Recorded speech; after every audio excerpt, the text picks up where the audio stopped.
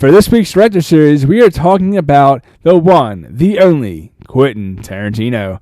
As always, if you haven't already, go ahead and hit that subscribe button to never miss a video. We have daily content, including film reviews and more. So go ahead and hit that subscribe button to never miss a video. For this week, we are talking about the one, the only, Quentin Tarantino, who I feel like has done technically 10 films. Well, I don't feel he has technically done 10 films. He considers it 9 because Kill Bill Volume 1 and 2 are one he considers to be one film.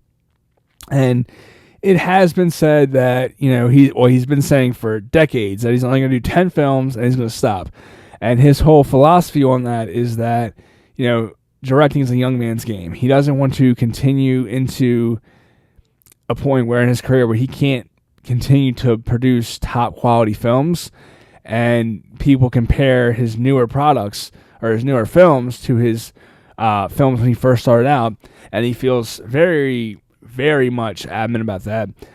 He's been saying it since the beginning of his career. I remember Kevin Smith even talking about it in a couple interviews, how he said, he's never going to stop making movies, and, they were given this golden opportunity, and they just, why would you want to stop? Which I actually had a conversation with a friend of mine who was a manager at he was a store manager at Movie Stop. I used to get to a lot and shop at like a decade ago, a little more than that. We actually had a conversation with a fellow inspiring filmmaker, and he was like, would you rather have a large filmography or have a solid small filmography like Stanley Kubrick, who's only ever directed 13 films, but all 13 films are masterful? I've always kind of leaned with the larger filmography. I would love to have just as many films as I could possibly do if I ever given the opportunity. And that was always my answer. And then the older I've gotten and the more I've really thought about it, having the more solid, crisp career does sound more appealing. So I kind of understand where Tarantino is going with this. But, of course, he's done 9 films, technically 10. He has one more left, or one more he's claiming he's going to do before retirement. But with that being said, we are going to here today to talk about 5 of his best films, or 5 of my favorite films. Well, I'm not going to say favorite. I'm going to say 5 films I feel like are his most important films I think he's done, or some of his best work. Yeah, I said some of his best work, and kind of explain why I think these 5 films really are Tarantino. First up, of course, we have Reservoir Dogs, which was his directorial debut, which, fun fact, he actually wrote Reservoir Dogs along with 2 other scripts, Natural Born Killers and True Romance.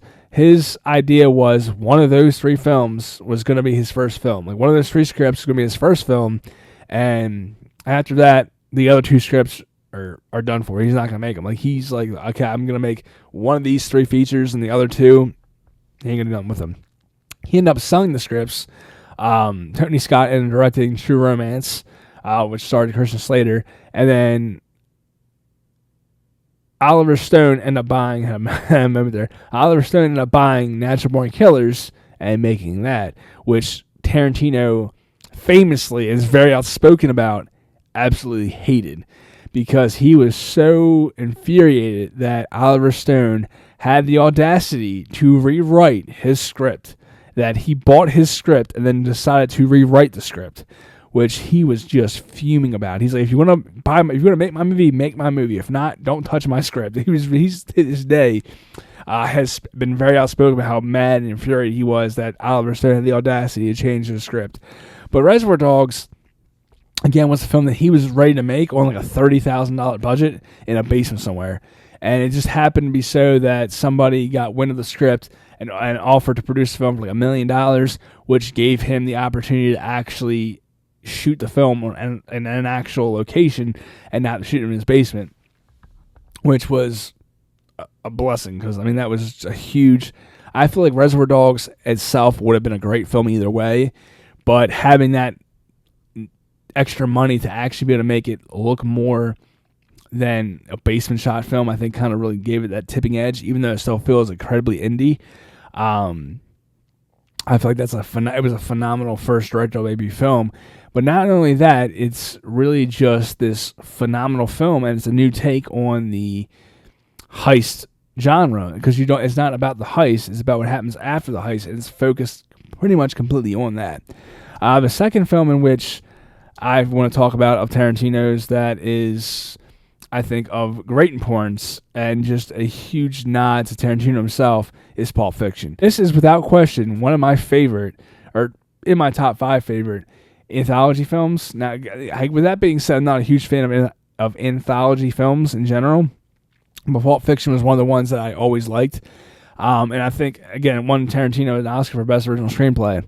And it's one of those films that just really work because the way he weaves all of the stories together is just chef's kiss. Like, he just really, Pulp Fiction, I think, is a staple of like the indie movement in the 90s, or indie boom, we'll say, not really movement, but the indie, well, we call it a movement, the indie movement in the 90s.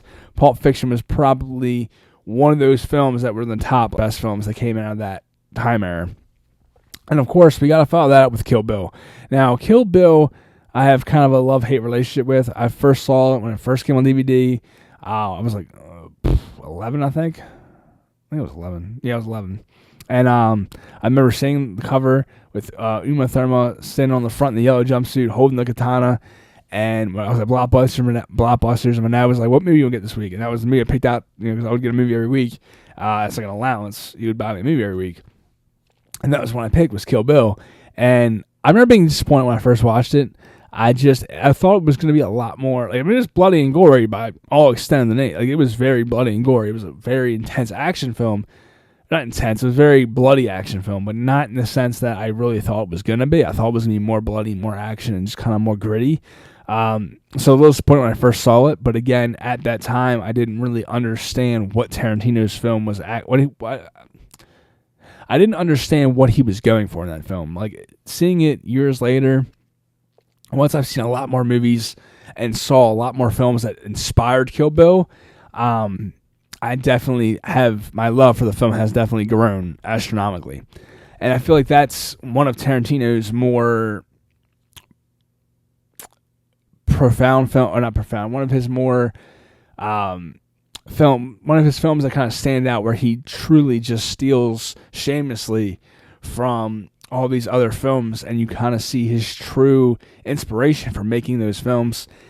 And that, without question, kind of makes me love Kill Bill more now than ever, just because I notice all those little Easter eggs, if you will, that he kind of took from other great films from cinema history.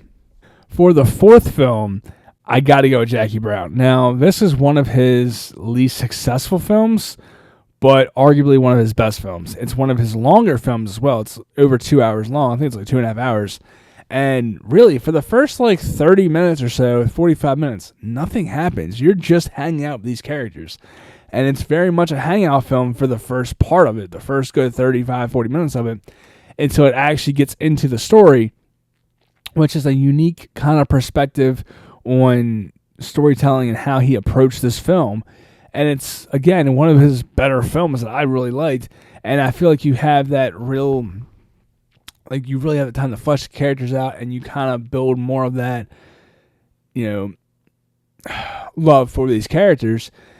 Kind of like how a lot of time, I hate to compare it to television, but a lot of TV series, you have more time with the characters. So a lot of it is just hanging out with the characters and, going on with them on these adventures, which is kind of like the first part of Jackie Brown. Like, nothing really happens. You're just kind of chilling, hanging out with them, which Tarantino said that he made that very intentional, and he was just kind of writing himself in his films and just having these really kind of fun characters just to hang out with.